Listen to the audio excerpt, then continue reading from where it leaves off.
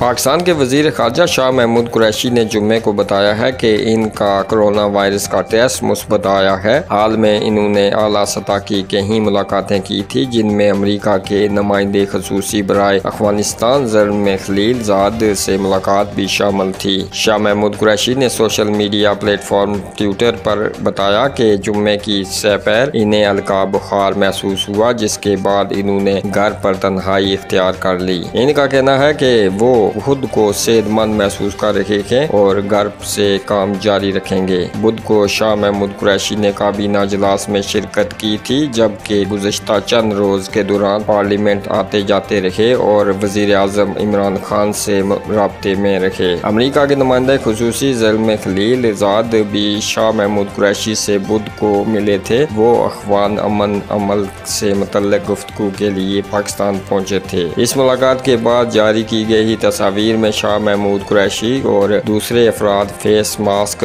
पहने देखे जा सकते हैं। अमरीकी महकमा खारजा ने इस बारे में कोई तबसरा नहीं किया। पाकिस्तान में अब तक कोरोना वायरस के 2,20,000 से ज़ायद केसेस की तस्दीक हुई है और 4,451 अफराद हलाक हो चुके हैं। मुल्क में टेस्ट कम किए जाने के बावजूद रोजाना लगभग 4,000 केसेस सामने आ रहे हैं। पाकिस्तान के मुतहद आला काम वायरस में मुब्तला हो चुके हैं, जिनमें वफाकी वजीर शेख रशीद और कौमी असम्बली के स्पीकर असद कैसर शामिल हैं।